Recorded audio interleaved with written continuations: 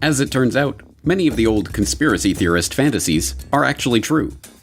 Here are 5 examples of things that were once derided as zany conspiracy paranoia and are now accepted as mundane historical fact. Number 1. The CIA ships in the drugs. The Central Intelligence Agency, the most well-known branch of America's shadowy intelligence community, features in a number of popular conspiracy theories. One of the theories about the CIA's dirty dealings that has been around for decades is that the agency helps bring illegal drugs into the United States. But this isn't just a theory. In fact, the CIA has been involved in drug running from its very inception. Just months after its creation in 1947, the agency began a relationship with the Corsican mafia that controlled the old port of Marseille in post-war France. That relationship involved a quid pro quo. The CIA would protect the mafia if the mafia would keep the communists from taking control of the port. In this case, protecting the mafia meant protecting their most lucrative business, which just happened to be smuggling heroin into the United States. This French connection thrived for decades, with the majority of the heroin in the US in the post-war period coming via France under the watchful eye of the CIA. From the Korean War to the Vietnam War and beyond, CIA-supported warlords used CIA-run airlines like Air America to ship heroin from the Golden Triangle at the borders of Thailand, Laos, and Myanmar. As even the New York Times reported, the agency prevented the Bureau of Narcotics and Dangerous Drugs from monitoring drug trafficking in the region. They even stopped an investigation into an Air America DC-3 loaded with heroin packed into boxes of Tide soap powder that had been seized on its way to the US. In the 1980s, yet more agency involvement in drug smuggling rings came to light. This time it was drug traffickers connected to the Contras in Nicaragua that received help from the agency. After the Contra-connected trafficking came to light, a Senate investigation headed by Senator John Kerry confirmed government complicity in the drug trade. As for the CIA, it's denied ever aiding or condoning drug smuggling. Reports were reaching the highest councils of our government, in the White House and in the Justice Department. There is no question of that. I can document that. The White House and Justice Department disputed Kerry's report at the time, but he still believes some government officials turned a blind eye towards drug dealing in the mid-1980s, after the time at the heart of Gary Webb's stories. In the 1990s, award-winning journalist Gary Webb traced the Contra's CIA-protected backers to cocaine shipments into the US, and, ultimately, to the crack epidemic of the 1980s. Stories of CIA drug running continue to be covered up almost as quickly as they are exposed. From the CIA Beach 200 that was apprehended in Nicaragua with 1,100 kilos of cocaine, to the crash of a Grumman Gulfstream II that had been used for CIA rendition flights that was carrying 3.3 tons of Colombian cocaine. Then there's the CIA's relationship with Afghan drug warlord Ahmed Wali Karzai in Afghanistan, and the admission that the Sinaloa cartel was aided by US agencies, and the recent confession that famed Colombian drug king Pablo Escobar worked for the CIA. At this point, the fact that the Central Intelligence Agency has facilitated drug running into the United States is one of the worst-kept secrets in history. I will tell you, Director Deutsch, as a former Los Angeles police narcotics detective, that the agency has dealt drugs throughout this country for a long time.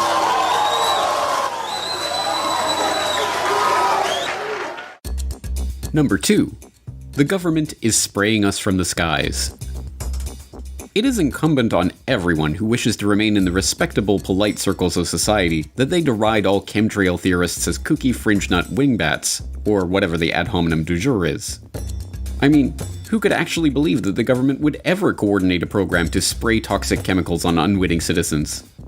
Except, of course, for the pesky little fact that the US government has done precisely that. Repeatedly, in fact. Like in the San Francisco Bay Area in 1950.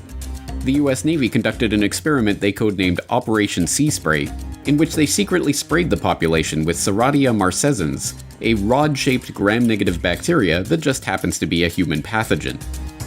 And what did the Navy hope to accomplish with this experiment? Why, to determine the susceptibility of a big city like San Francisco to a bioweapon attack by terrorists, of course. And what did they actually accomplish? The death of at least one person and the hospitalization of many others. Which, I suppose, answers the experimenter's question, doesn't it? Are San Franciscans susceptible to a bioweapon attack by terrorists? Well, yes, evidently. Assuming by the word terrorist you mean the US Navy. So surely this type of thing was just a one-off. They never tried something like this before or since, right? Right? Oh, of course they did. Like in 1953, when the US Army secretly dumped a carcinogen on unknowing Canadians in Winnipeg and Alberta as part of a Cold War weapons test. In fact, in 1977, the US Army confirmed that they conducted 239 germ warfare tests in open air between 1949 and 1969, using the public as human guinea pigs in New York, San Francisco, Key West, and numerous other cities. But don't worry, everyone. I'm sure the government wouldn't be doing anything like this to the unaware masses today. That's just crazy talk. KSLA News 12 discovered chemtrails are even mentioned by name in the initial draft of House Bill 2977 back in 2001 under the Space Preservation Act. But the military denies any such program exists. Jeff Farrell, KSLA News 12 reporting. And, it turns out until 9 years ago, the government had the right under U.S. law to conduct secret testing on the American public under specific conditions. Only a public outcry repealed part of that law, with some exceptions. Number 3. Governments stage terror attacks. Over the last decade, internet conspiracy analysts have brought the term false flag to the public consciousness. In naval warfare, a false flag refers to an attack where a vessel flies a flag other than their true battle flag before engaging their enemy. It is a trick, designed to deceive the enemy about the true nature and origin of an attack, and it has been used over and over by government after government for hundreds of years in order to motivate their people for war. In the 1780s, Swedish King Gustav III, looking to start a war with Russia in order to shore up his own domestic political power, dressed some of his own troops in Russian military uniforms and ordered them to attack a Swedish outpost on the Russian border. The ruse worked, and the Swedes, outraged at this supposedly Russian attack, gave the king the authority to launch a defensive war. In 1931, the Japanese were looking for a pretext to invade Manchuria. On September 18th of that year, a lieutenant in the Imperial Japanese Army detonated a small amount of TNT along a Japanese-owned railway in the Manchurian city of Mukden. The act was blamed on Chinese dissidents and used to justify the occupation of Manchuria just 6 months later. When the deception was later exposed, Japan was diplomatically shunned and forced to withdraw from the League of Nations.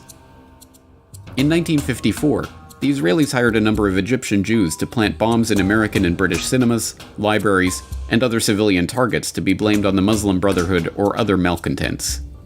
The plan, known as the Lavon Affair, was part of an effort to convince the British to retain their military presence in the occupied Suez Canal zone.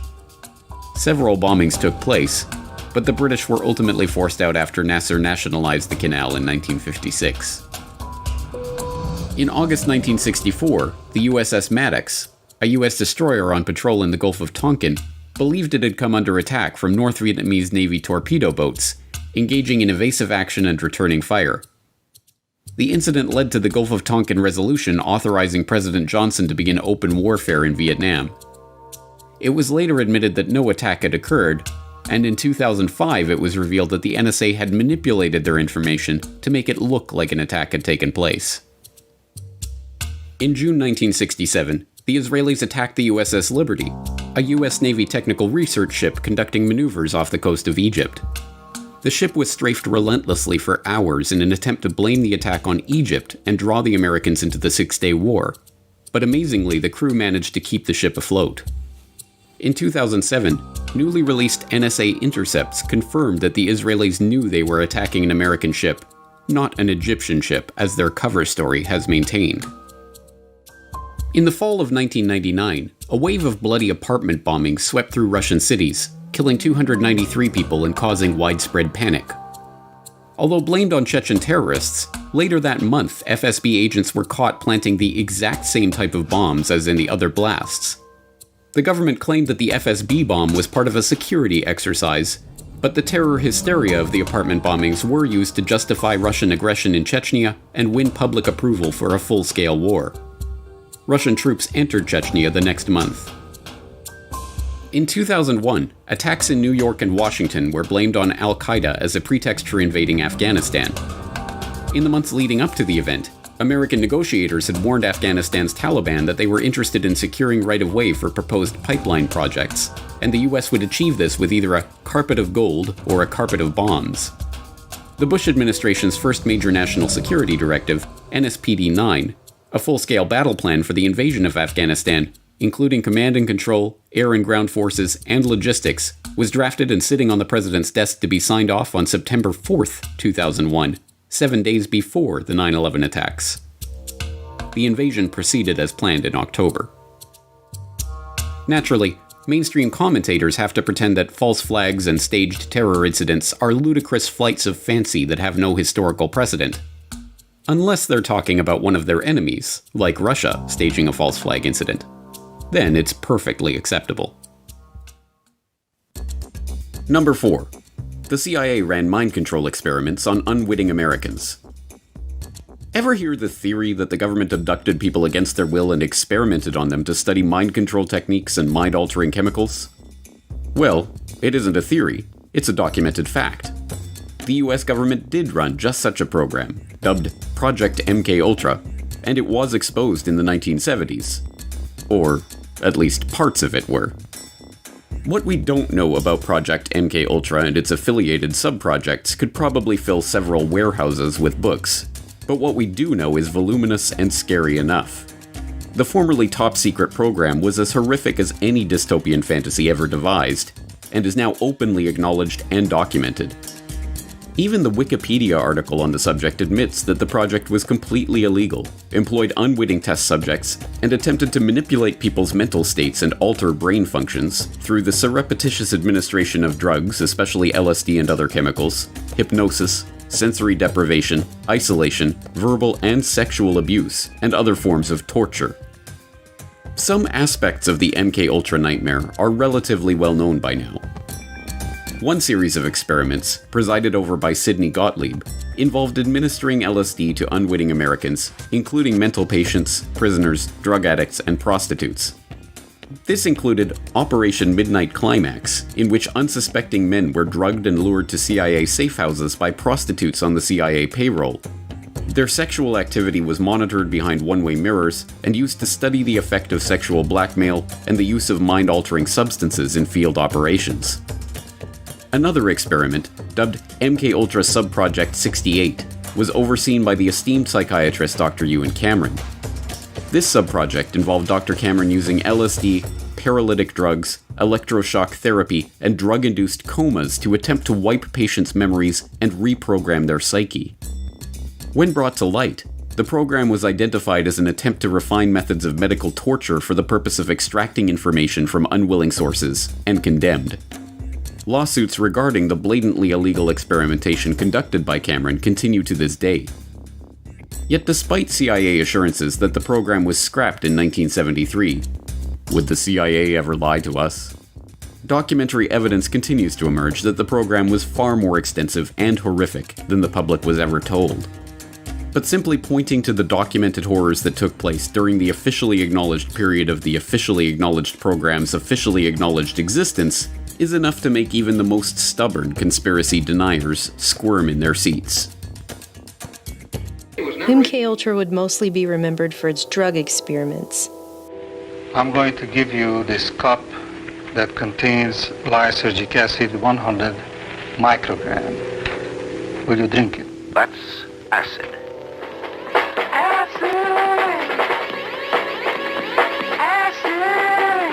Characterized by hallucinations, illusions, distortions of perception and thinking.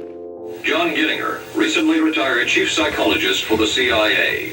We could disable a whole city by putting a very small amount in a water supply.